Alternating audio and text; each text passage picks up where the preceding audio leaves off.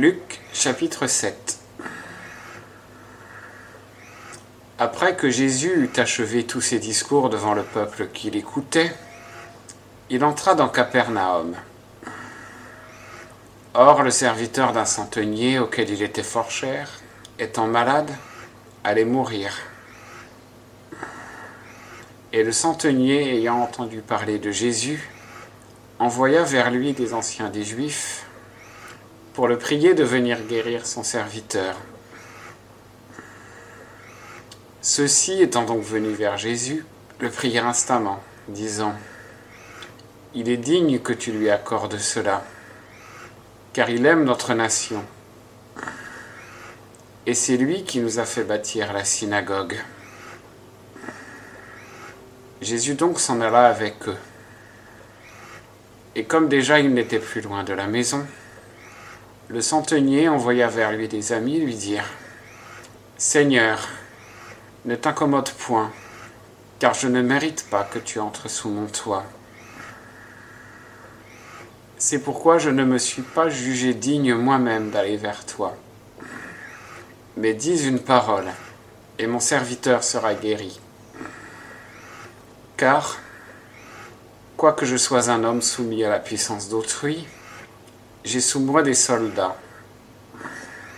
Et je dis à l'un : va, et il va. Et à l'autre : viens, et il vient. Et à mon serviteur : fais ceci, et il le fait. » Jésus, ayant entendu cela, admira le centenier, et se tournant, il dit à la troupe qui le suivait : « Je vous dis que je n'ai pas trouvé une si grande foi, même en Israël. » Et quand ceux qui avaient été envoyés furent de retour à la maison, ils trouvèrent le serviteur qui avait été malade, se portant bien. Le jour suivant, Jésus allait à une ville appelée Naïn, et plusieurs de ses disciples et une grande troupe allaient avec lui. Et comme il approchait de la porte de la ville, voici, on portait en terre un mort, fils unique de sa mère, qui était veuve, et il y avait avec elle un grand nombre de gens de la ville. Et le Seigneur, l'ayant vue, fut touché de compassion pour elle et lui dit : « Ne pleure point. » Et s'étant approché, il toucha la bière, et ceux qui la portaient s'arrêtèrent. Et il dit : « Jeune homme, je te le dis, lève-toi. » Et le mort s'assit et commença à parler. Et Jésus le rendit à sa mère. Et la crainte les saisit tous, et ils glorifièrent Dieu en disant : « Un grand prophète s'est élevé parmi nous, et Dieu a visité son peuple. » Et ce propos se répandit par toute la Judée et dans tout le pays d'alentour. Or, toutes ces choses furent rapportées à Jean par ses disciples. Et Jean appela 2 de ses disciples et les envoya vers Jésus pour lui dire : « Es-tu celui qui devait venir, ou devons-nous en attendre un autre ?» Ces hommes donc, étant venus vers Jésus, lui dirent : « Jean-Baptiste nous a envoyés vers toi pour te dire : es-tu celui qui devait venir, ou devons-nous en attendre un autre ?»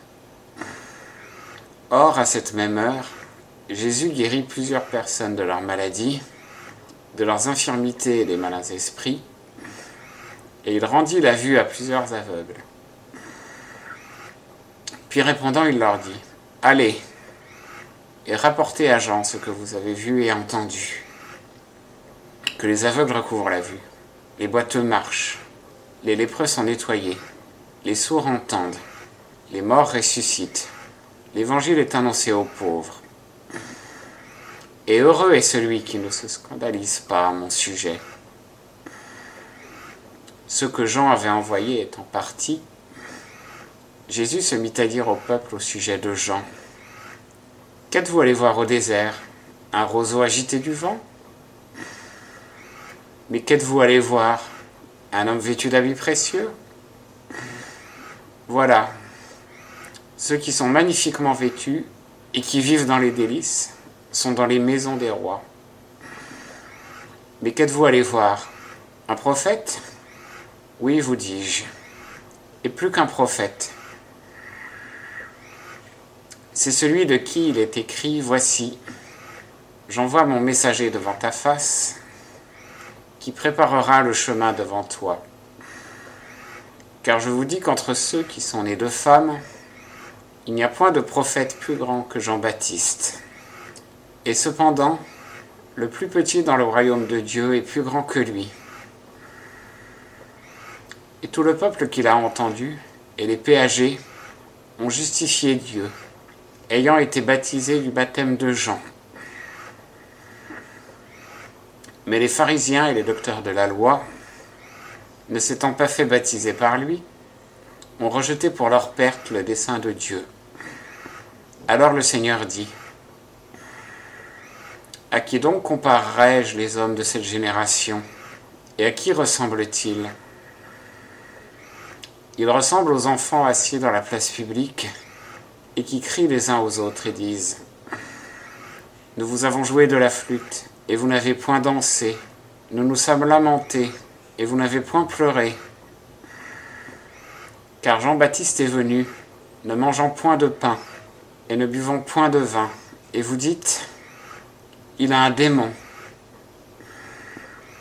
Le Fils de l'homme est venu, mangeant et buvant, et vous dites, voilà un mangeur et un buveur, un ami des péagés et des gens de mauvaise vie. Mais la sagesse a été justifiée par tous ses enfants. Un pharisien ayant prié Jésus de manger chez lui, il entra dans la maison du pharisien et se mit à table. Et une femme de la ville, qui était de mauvaise vie, ayant su qu'il était à table dans la maison du pharisien, y apporta un vase d'albâtre plein de parfums.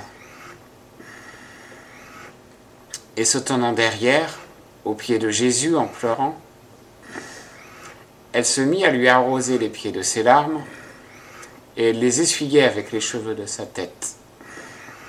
Elle lui baisait les pieds et les oignait de parfum.